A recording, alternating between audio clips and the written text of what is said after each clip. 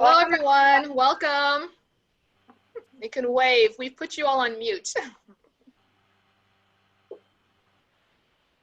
Okay.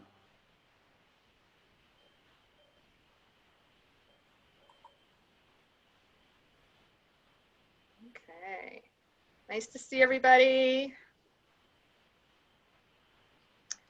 We're just going to give it maybe another minute as people enter. We have a large group today. If everybody attends, we had 53 people register. So.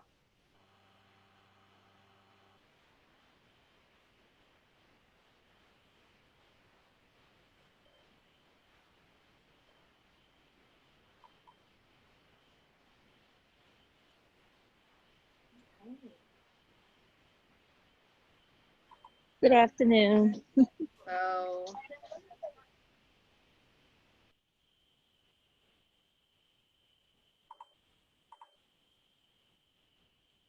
I am on vacation, but I did decide I would join, so I probably won't be showing my face for all the background distractions. That's fine. Thank you. Okay.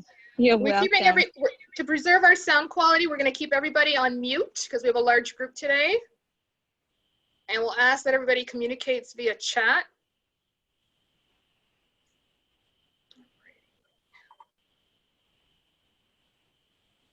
Okay, I see some people are still entering. Thank you for being on time. And Halima, I'm going to get started. So if you could still monitor, thank you very much. Good afternoon, everyone. Thank you for joining us in our second network sharing session for FY21. As with last week's session, the idea came out of a work group that met in July to discuss and collaborate on issues we know we'll be facing in providing online instruction this fall. Last week, we discussed assessing learners for placement in online class. Several ideas were shared last week, and a recording of the session can be found on our website if you missed it. Today, we'll share some ideas on content for online instruction. This session is also being recorded and will be made available. In addition, if you have any other suggestions for instructional content, we encourage you to type the information in the chat. We will also be sharing information gathered in the chat during this session. So as I mentioned before, we have a very large group. So to preserve our sound quality, we're asking that you all remain muted. And I'm going to share our brief agenda for today.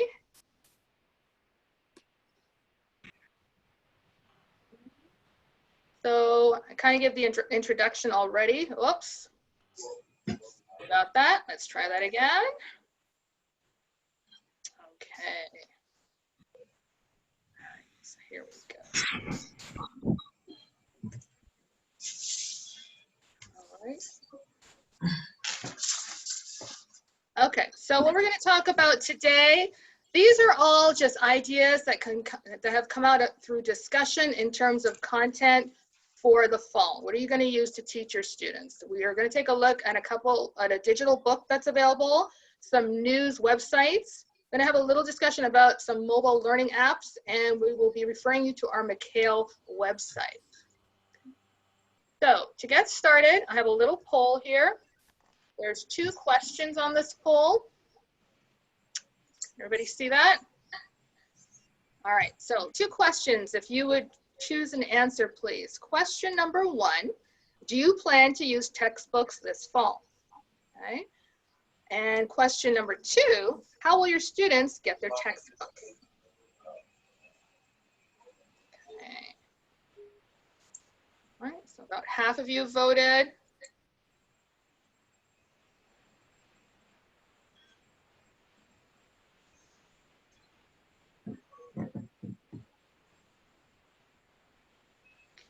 Another 15 seconds. All right, I'm going to end the polling and share the results. Okay, so do you plan to use textbooks for the fall? Looks like 53%, over half of you are planning to. How will your students get their textbooks? The majority is unsure. Okay, so a couple of options we do have is drive by site and pick it up. 20% are thinking to do that or planning to do that. Purchase online themselves, and I'm thinking either probably Amazon or possibly from the publisher. and other. So we're interested in hearing what those people who chose other, what are you planning to do in terms of getting textbooks to your learners? So if you chose other, could you type in your technique or your strategy in the chat session, please? Okay.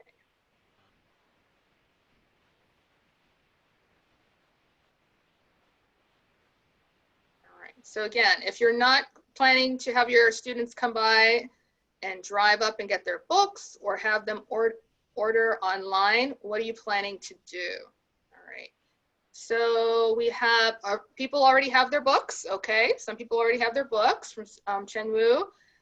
Stacy, digital format textbook only, okay, good. All right, wonderful. All right, okay, so we are going to start off by looking at a digital textbook. And Stacy, what digital textbook, if you could write it in the chat, are you planning to use?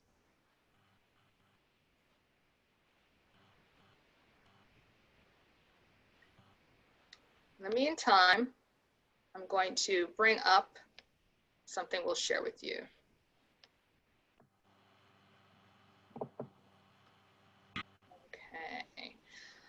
Okay, so one of the textbooks or digital textbooks we've heard about is Intercambio. They have a series that's called Confidence and Connections, Digital View. Again, we are not promoting any of these materials. We're just telling you what is out there and what can be used. So I'm going to play a short video about it. It's only 2 minutes. Hi, this is Linda. This screencast will show you how you can use the Intercambio online books with the Zoom Annotate tool to use Intercambio for Zoom online classes. So here I am on my Intercambio online book.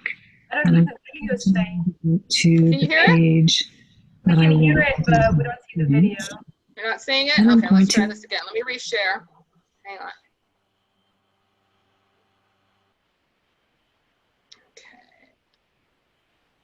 All right. All right, let's try this again.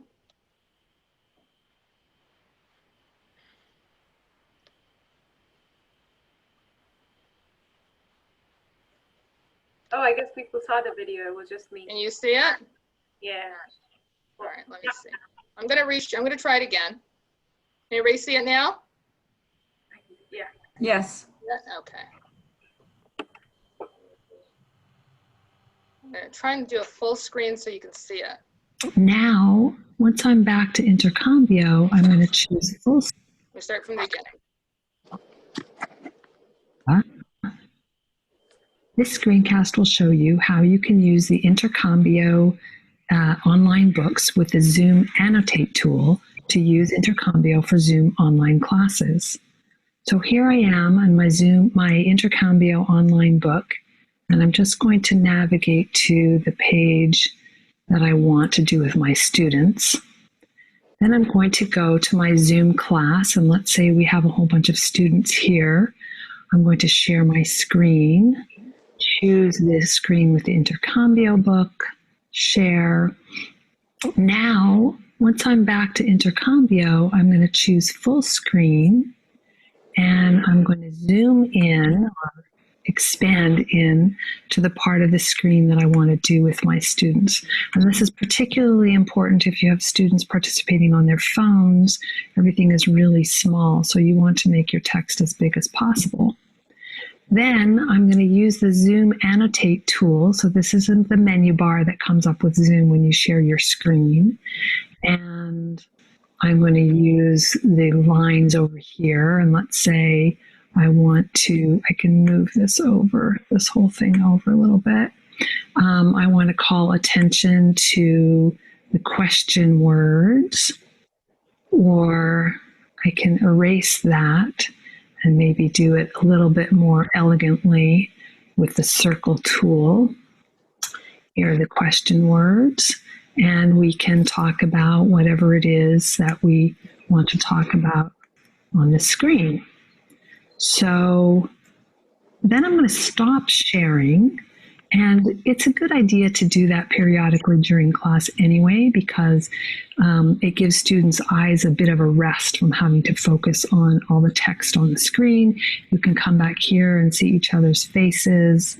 Then I'm going to share the screen again. And you'll notice, whoops, I'll just have to bring this back up. You'll notice that my annotations are gone, and I can scroll over to another part of the page that I want to look at. This time in Annotate, I might want to use the text tool, and I can elicit answers from my students. And let's say we want to put month in here. What month is it? What day is it? Etc. That's it. It's pretty easy to do. I'm going to stop the share, and there you go. Okay. All right, so that was just a short video to show how you can use a digital workbook. I'm checking the chat to see if there's anyone else. Does anyone know of any other digital workbooks out there? Not sure. Not seeing anything in the chat. Well, if you do know of anything, please be willing to share. Let us know if you know of other resources out there in terms of digital books. The pricing for this one, let me see if I can share that with you. Not sure if I have that information, but they're not that expensive. But again, the challenge is you're going to want to, can you get this on time for your staff to get them trained? Here, I'm showing you the price. Student books are $10, teacher books are $15. Okay, so that's intercambio.org for more information.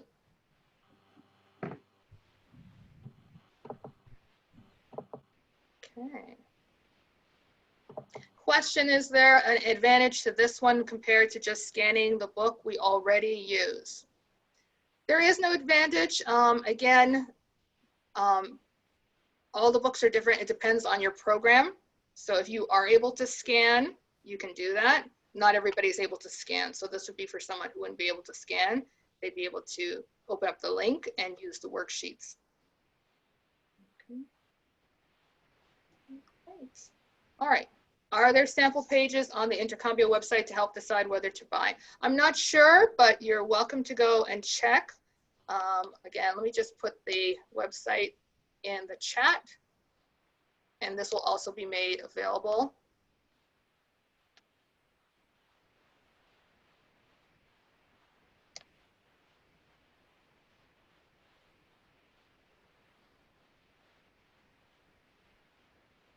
Okay.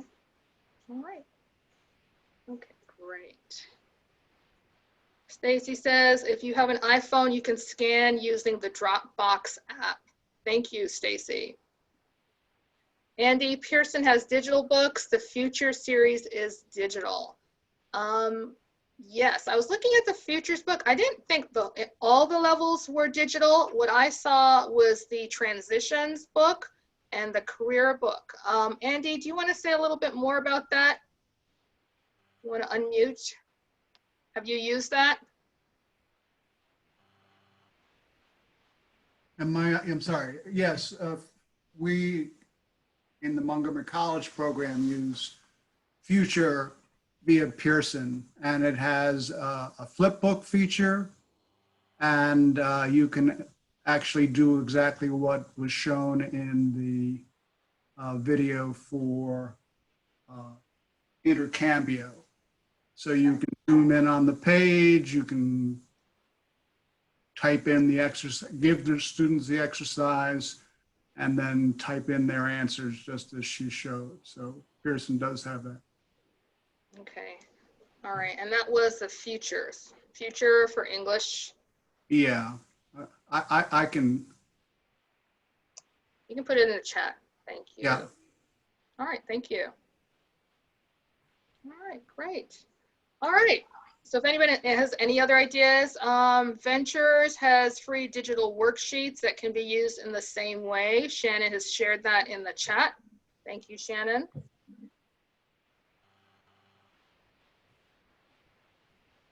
Okay, great. And speaking of Shannon, you're up next. All right. Hey, everybody. I was gonna quickly show you two websites that the teachers at CASA use on occasion to supplement the other activities that they're doing in class. So I'm gonna share my screen with you guys and then pull up the website.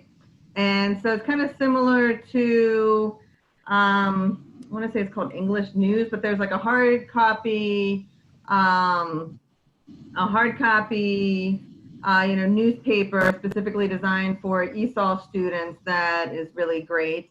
This is kind of a similar thing, but in digital format. So, you could use it just in a regular ESOL class, but it could be particularly beneficial when you're doing virtual classes. You see it's full of tons of ads and stuff that you don't want to click on.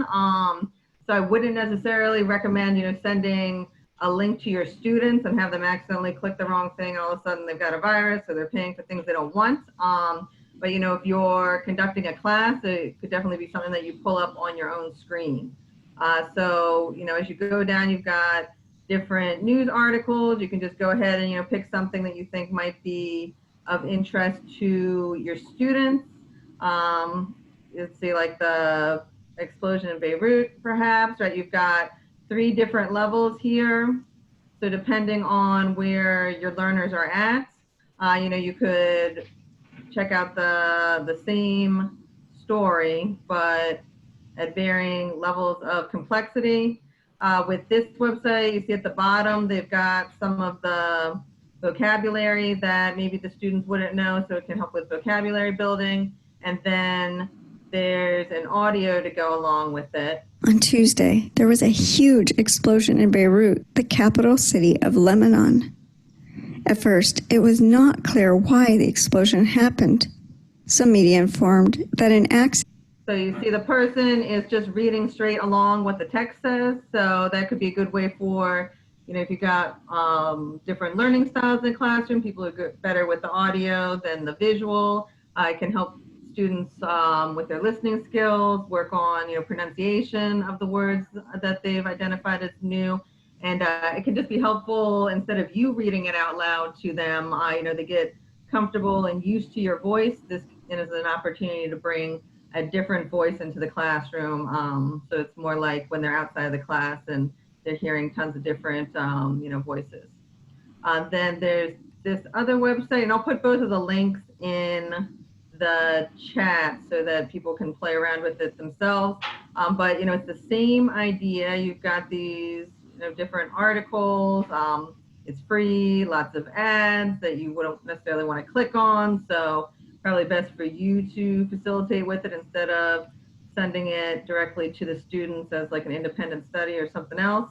And in the same way, right, you've got, the article here. You've got different levels, more and more difficult. And then the neat thing about this site is then they've got tons and tons of activities to go on along with it.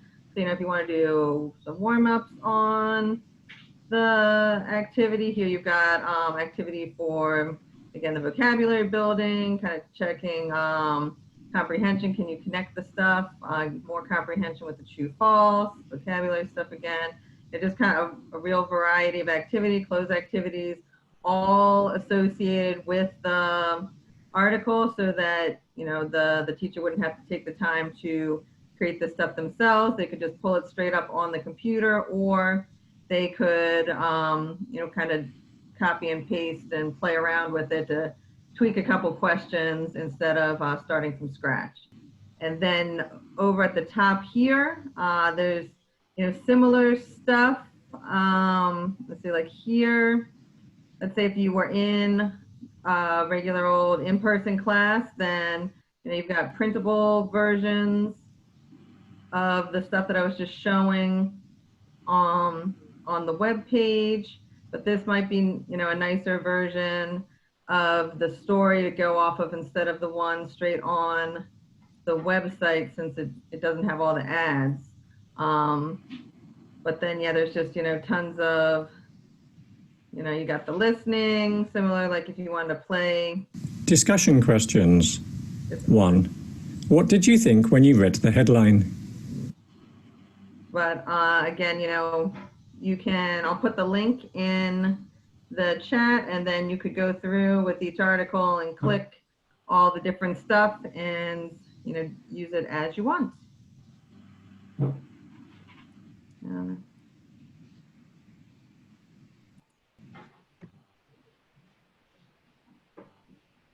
Thank you, Shannon. I think we have a couple of questions. Steve, are any of these new sites do any of these new sites work for basic students? The feedback from our teachers, I would say I wouldn't use them for your most basic, more of a high beginner. I think that they would work better with. And are these subscription sites? No, it's all completely free. That's what I was saying. Like, there's so many pop-up ads around them, so it might not be something you want to necessarily hand out to the students, but the teacher could be the one who's facilitating an activity with them. But yeah, it's completely free. Okay. Unless you click the wrong ad, right? Right. Okay. Talking about subscription sites, Elizabeth Clare's Easy English News. Some of you might be aware, last year, MCAEL purchased these in bulk, and we were able to distribute it, the physical newspapers, to all of you, or those of you who are interested. I've been in contact with them over the last few days. They are working on, they have an online subscription. They're still just kind of fine tuning a few things. So it's going to work very similar. It's online. We're looking into maybe purchasing a large amount and allocating to different programs based on their needs. You would be given a link that you'd have access to. The way it works is they would actually track IP addresses. That's how they can tell if the link's being used by more than one learner. One of the things they did mention, however, is that it doesn't work as well on iPhones. So if the majority of your students have iPhones, there's some kind of issue. It's a little blurry or something. So that's just something to keep in mind. But we hope to have more information in the next few weeks. I'll probably be sending something out to see if any programs are interested in an online subscription for Easy English News. Again, this one I also feel is like high beginner, beginner, high beginner. I've used it for my high beginning class, but you'd have to really scaffold for a basic learner.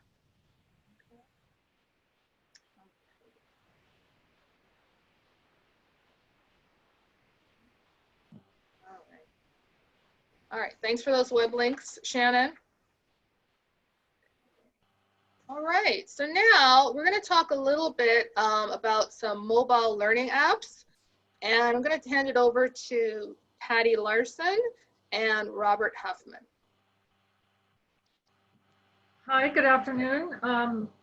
I worked with MCAEL to coordinate this process of evaluating 5 online learning apps in June. And MCAEL invited, whoops, I lost you. MCAEL invited 6 instructors to review the apps or to respond to sort of an RFP to review the apps and rate them. So I created an evaluation rubric that had 5 categories. We looked at ease of use, features and design, content, assessment and sort of placement, and privacy. I'll read off the apps, just you're probably curious. We're going to talk about 2 of them in a minute, the 2 free ones. So it's USA Learns, Cell Ed, Learning Upgrade, Burlington English, and Rosetta Stone. And we found that MCAEL was just trying to get an idea of what was out there for a variety of purposes. And we found that different apps were applicable to different environments. And, some are quite expensive, some are free, and some are better for use on the phone, and some are better for classroom. So We gathered quite a lot of information, and today we will focus on two of the apps. Turn it over to Robert.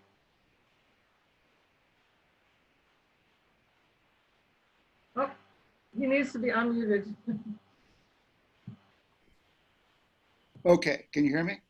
Yes, now. Okay, hello everyone. I'm going to be talking about an online application called MCAEL. And let's see if I can get my keynote.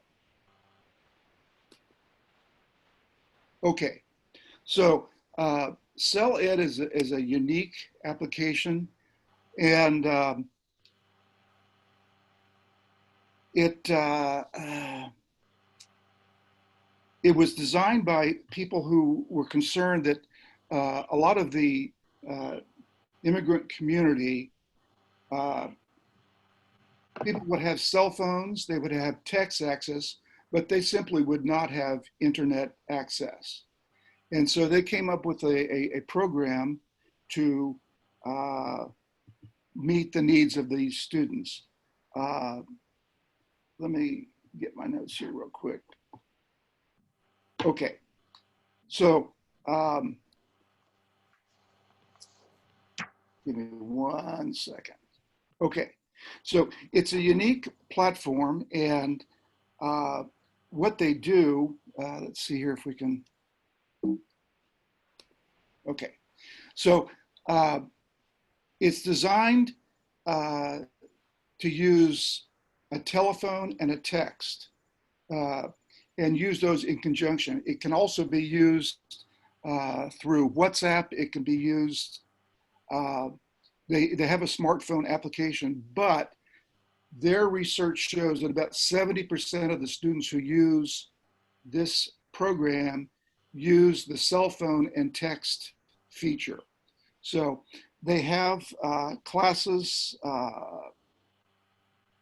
beginning to advance their courses in reading, writing, oral communication, math, work skills, and they even have classes in COVID-19 in English, Spanish, and French.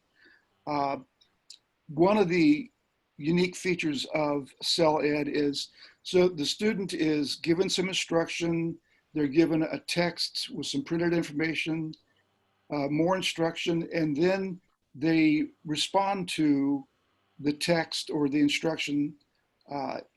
If the student understands the instructions and gets the answer correct, they move on to the next lesson. If they don't, and they can't figure out what they're being asked to do or what they're being asked to learn, MCAEL also incorporates coaches. So if you get stuck, eventually you'll be getting a text message from a coach or a phone call. One of the challenges with MCAEL is it's kind of old school technology. It uses text very heavily. So if you're used to internet or really slick applications on your smartphone, at first it seems kind of off-putting, and you kind of think, this can't possibly work. But if you really get into it, it's really very clever and it's really well thought out. And so let's take a look here real quick. So I won't be able to play you the audio, but I will write out here what you're going to see. So this is in this particular version is from WhatsApp, so that you would get an audio box. You would click on the audio box, and the instructor would say, do you exercise every day? And then the instructor would explain, you have two possible responses. Yes, I do. No, I don't. Then they would send you a text with the question that we're learning. Do you exercise every day? And there will be more instruction. And then there will be the question that the teacher gives you. Do you exercise every day? And now they're expecting you to respond either yes, I do, or no, I don't. So I'm going to answer the question correctly. Yes, I do. And when you answer a question correctly, they come back with a positive feedback. Awesome, great job, way to go, something like that. And that's kind of where the system works. like I say, it's a little bit, it took me probably 3 or 4 days to become comfortable with this system. Once you kind of get into it, it's I think really well conceived. It's designed with the placement test, so it gets you in sort of the right level to begin with. But once you get into the program, you have access to all the courses. So I think that's it. And are there any questions?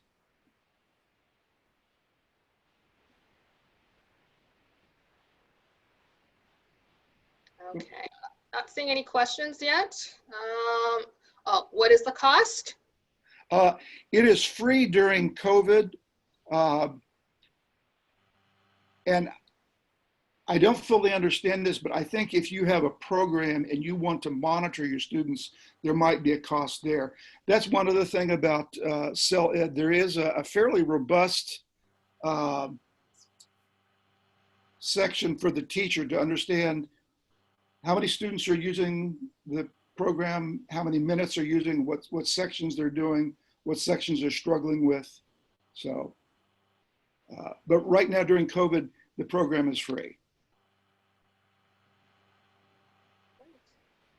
Okay, how much of the content is customizable? I don't believe that you can customize it. No, yeah. But they claim, the corporation claims, that they're constantly trying to stay in touch with teachers and educators and students to improve. And so there's some interaction, but I don't think the teacher can customize what's presented. There's another question. Is CEL Ed free for independent students? It is. Yes. During this time, they're making it available. Another question, how does this app rank for privacy? It sounds like they are collecting data about student usage. I'm sorry, I couldn't answer that question. I do know that we looked into the basic privacy, and that seemed like they had some safeguards for that. But yeah, I couldn't answer. That's a technical question. I'm sorry. One thing I could add to this is there was this competition called X Prize competition, and it was in conjunction with the Barbara Bush Foundation about 2 years ago. And it was basically a competition for developing a learning app for adult learners. And they were one of the winners. So it was a year-long process with various testing and upgrades. So CEL Ed was actually one of the winners. So I would think it would have gone through a very vigorous inspection. And if I can add, when they were doing the original testing for this program, two of the universities that were involved in this were like UCLA and Oxford. So again, the initial appearances, well, this is just not very sophisticated. It's not very good. There's really a lot of thought that's gone in behind this. So it's worth sort of getting over the natural reluctance that most of us who are used to internet and smartphones might have.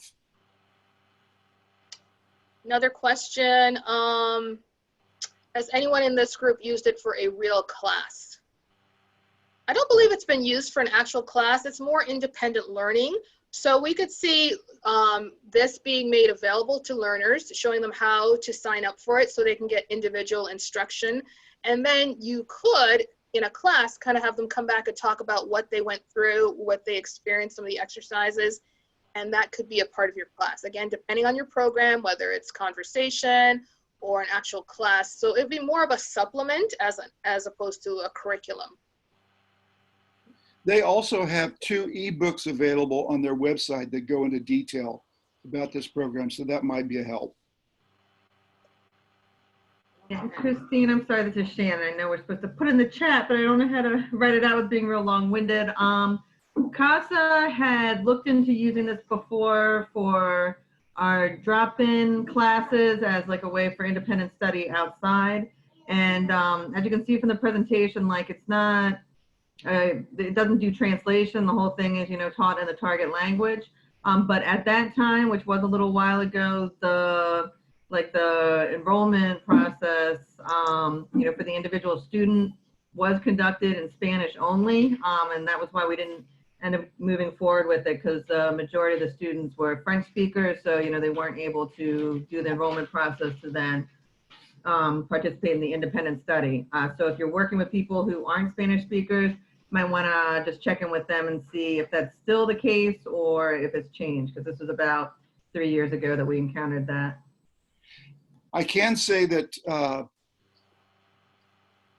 I've read that they're hoping to expand the number of languages where they are able to interact with.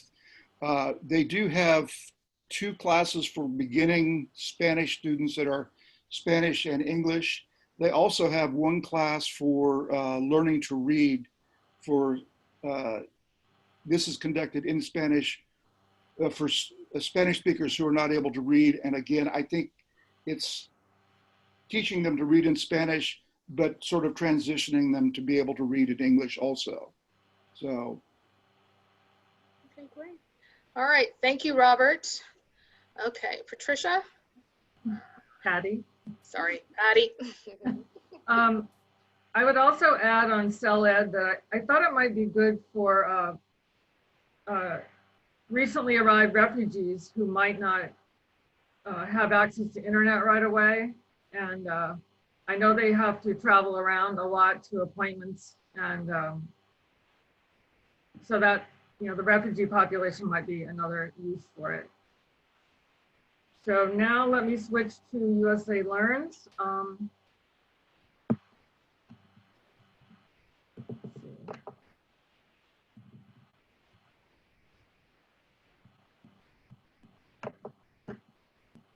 Am I sharing this screen?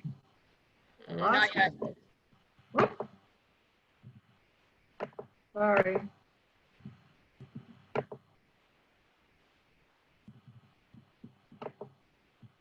Can you see this?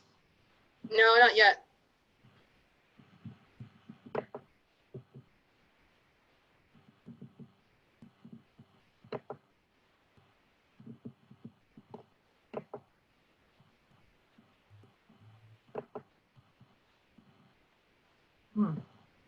Sorry, just 1 second.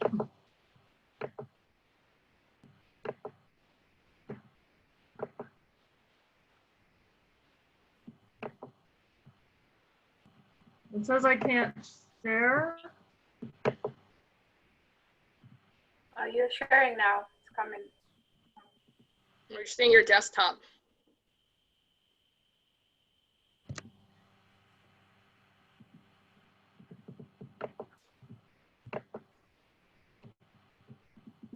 It says I'm screen sharing.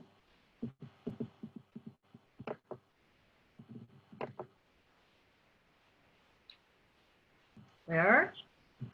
There it is. Yep.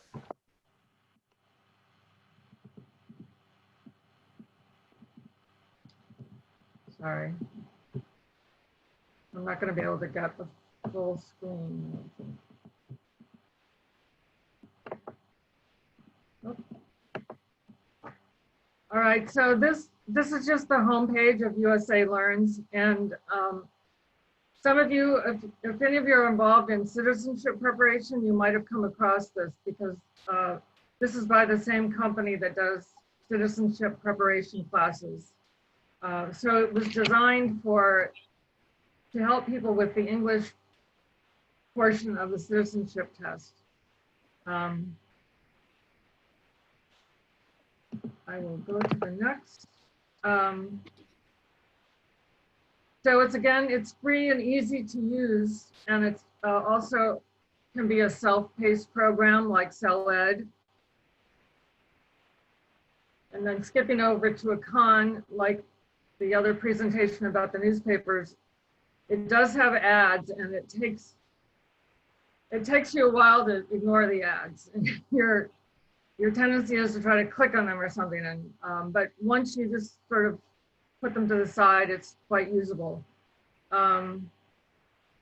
It's got 4 levels, so it's best for the beginning to intermediate levels, and it covers the 4 skills. It has very good lessons and some lively videos, an instructor in a classroom, and it's pretty authentic. One interesting thing is you do a placement test, but the 4 levels, each level is a separate app. So again, it took me a minute to figure out that I was placed in a certain level, and then if I wanted to check out the other levels, I had to download the app for that level. I'll show you. This is level 1, and this is the first, once you're on the app, this is what you get. You can skip around and do different units. You don't have to go in order, and you don't have to complete one to go to the next one. But it does keep track. It shows you your progress and what percentage you've completed. Another good feature is that the student can record his or her own voice, and I think the recording feature is really helpful. It's presented, you record yourself, and then you check yourself. Let's see. One of our instructors who reviewed it felt that some of the videos were outdated, but nothing too egregious. I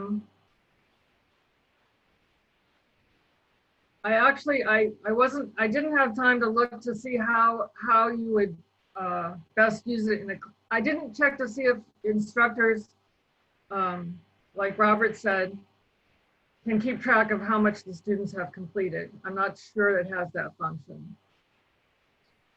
But I used to teach citizenship preparation, and I wished I had known about this because I think it would have been really helpful to have some of the students who who needed to work on their English. I could have given them some assignments to work on, to supplement the class. So overall, I think it's, the fact that it's free and it's quite easy for people to use and work on when they're on the bus or on the metro or moving around, sitting in a waiting room or whatever. So that's USA Learns. Thank you, Patty. A question from Amoke, do both the teacher and student need to download? Yes. And one thing go ahead, sorry. There are a lot of things on the website for teachers.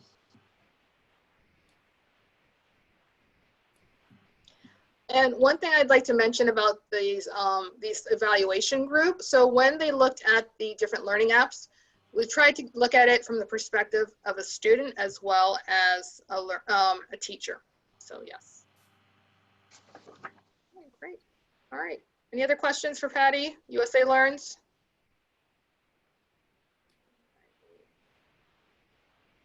Okay. All right. Thank you, Patty. I'm going to have Halima round us out.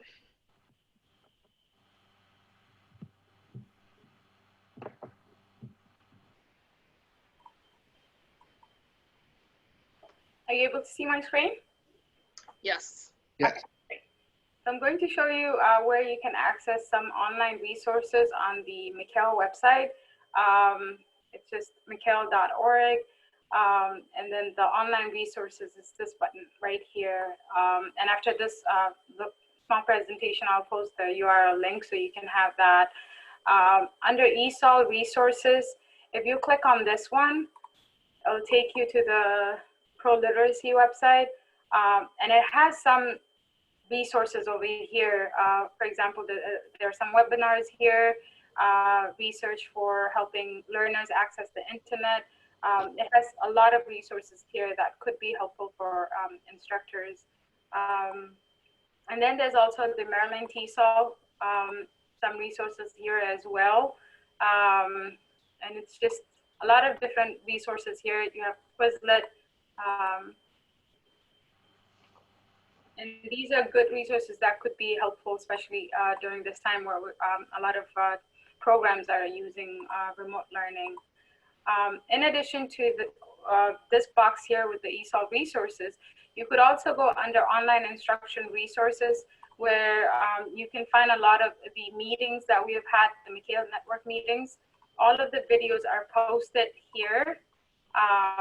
And again, I'll share these links so you can have them. So if you've ever missed like previous meetings or the last sharing session, you can go on here as well for that. This was an online chart, so I know most programs have already decided what they're going to use, but if for the fall you do want to look into different alternatives, whether it's Zoom, Google Meet, Facebook Live, this is a chart that has some of that information that could be useful to decide what platform you want to use. For people who haven't used Zoom, I think a lot of us have now sort of become an expert on Zoom. You're using it so much. You could use here. It's a good resource for somebody who hasn't used it. And that's about it. There's also, we have for those who don't know about the MCAEL Google Groups, it's a good platform where if you have particular questions or you have information that you would like to share with learners or other instructors, it's a good place to join. It's a good community. And also we have information that we often share via newsletters. Our instructor and provider newsletter. So if you haven't signed up for that, you can send me an email or you can send Christine an email, and we'll make sure that we add you in there. It's a good way to stay connected and know what's happening with MCAEL. But that's it. Does anyone have any questions?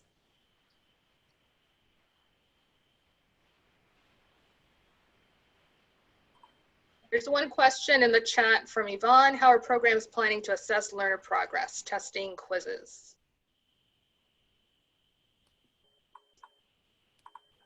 Anyone care to share what they're planning to do? We've been kind of taking this step by step. We talked about assessments. How do we get our learners in the classroom? Next step, okay, they're in the classroom. What do we teach them, especially if we can't have access to books? So of course, the next session is going to be, what do we do? How do we assess them? Are we going to be able to pre and post test them? We may need to have another work group to discuss that. But if anybody has any ideas right now, please feel free to share. Or I'll be sending out a survey as well when I send the recording. And you can let me know if you have other ideas of other possible sharing sessions we could have, or if there's anything else you'd like to see us offer. Alrighty, so Shannon shared CASA has adopted our hard copy assessments to Google form. Okay, that was from last week's sharing session. All right. And the Google groups, we posted the 2 assessments that the work group created in the Google group as well.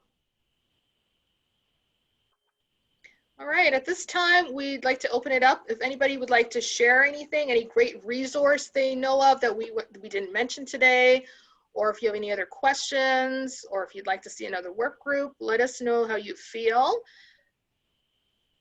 As I mentioned, this recording will be made available to you by Monday, so we'll be sending that out to you, as well as all the websites listed in the chat. So we'll share that with everyone. Question from Jill, what were the other 3 apps that you reviewed? We looked at Burlington English, Learning Upgrade, and Rosetta Stone, all of which have a charge per user.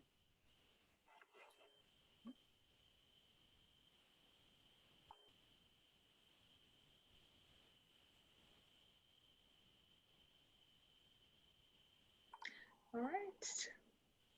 Rosetta Stone is free via Montgomery County Public Library. Thank you, Anna, for sharing.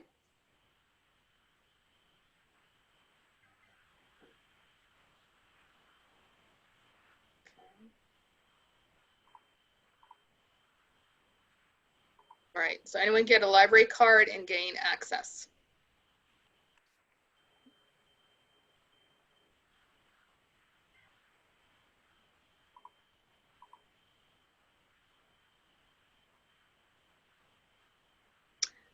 Andy, can you do that now for us?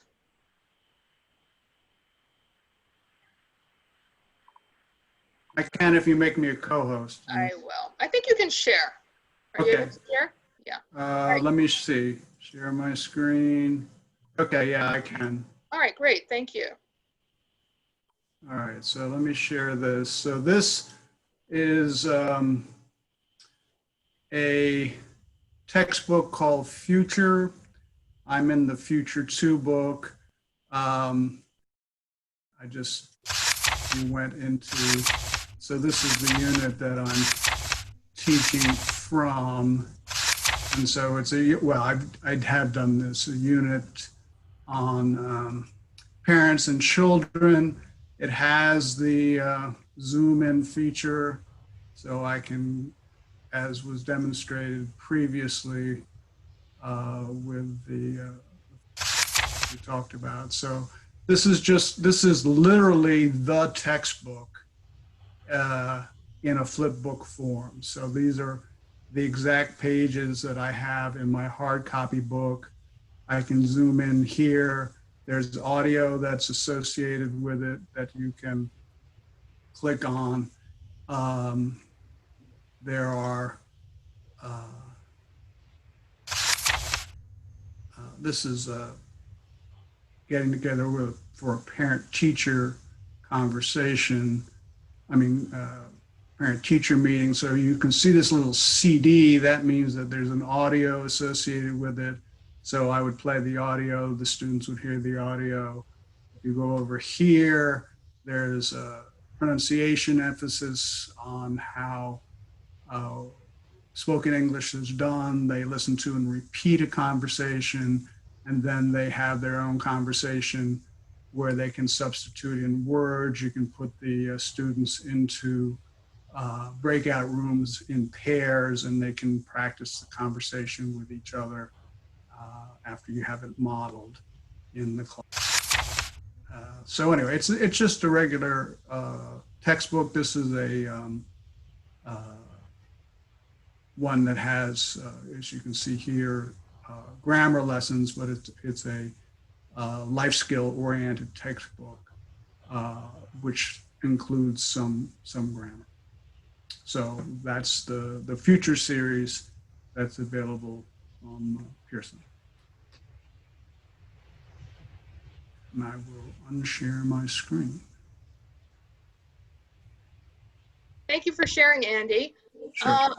There was a question in the chat about something. I just missed it. The question was, is that a live link in the book, or do you need to have the audio accessed a different way? The whole, it's a separate link. When I go on the Pearson website, I open the flip book, and then separately I can open a file to the audio. I didn't do that just now, but I could have. Okay. So the way this is being used is, this is the flip book that the teachers could use to display via Zoom or Google Meet. But what about the students? Do they have their books? So they have the physical book. I have a couple students who are just doing it online. I mean, reading the screen, and it's difficult for them. It is doable. One of the problems that I've had, and I don't know if it's a Zoom problem or it's a Pearson website problem, is that if I make the screen really big so that it's easier to read on the phone, I lose control over moving the page around succinctly. So let me just go back to share that screen again. So when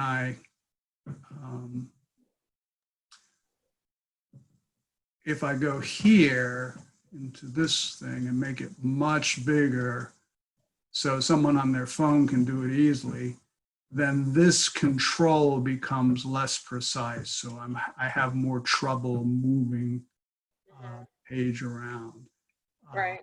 It's not horrible, but it is less precise. So as you make it easier for somebody who's just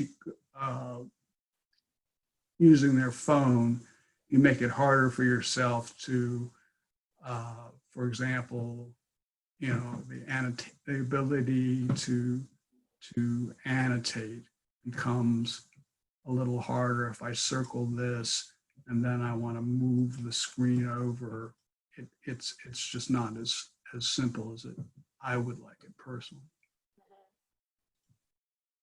Okay, good. All right, question, is this the new version of Future or the old one? The one I'm showing you now is the old one. The new one is supposed to be coming out shortly. Okay, great, thank you. There was a question about Rosetta Stone. What did you think about it? Robert? I can answer that. Sure. I found it interesting as an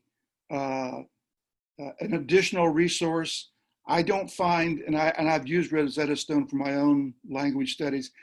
I don't find that I learned well from it, especially well. So I wouldn't put it as a primary go-to. If you have the money and it's available, great. It's certainly a good additional resource, but not as a primary. I looked at the placement. There's a very intensive placement section for Rosetta Stone. I think it took about 20 minutes to place learners initially when they start. So that's something that they have that to offer. I would add that some of the other instructors who reviewed it did really like it. And they said that it's, you know, it's customizable. One person said you can, well, clearly we all know we can use it independently, but it helps. You can also use it well in class. And there's translation of instructions. You can translate right away the instruction into your native language. And Christine, like you said, it says it correlates with the CASAS and BEST placement tests. Thank you. The question about Duolingo, it's free. Not that familiar with that product, but I believe, I'm not sure if that's on the MCPL website either.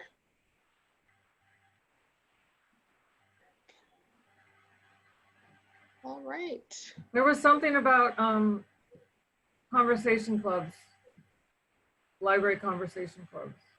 Anna's promoting Gilchrist Center's Conversation Club classes. There's a link in the chat. But there was something about the library also. They have 5 different conversation clubs on different days of the week. Great. Okay, everyone, thank you so much for your participation. We hope you got some useful information. We wish you the best of luck in the fall session. Look out for an email with information from the chat, as well as a video recording and a survey. Please take the time to complete the survey. It helps us to determine what's needed and how we can help you the best. All right, everyone, have a wonderful afternoon. Thank you. Stay safe. Bye. Bye-bye. Bye.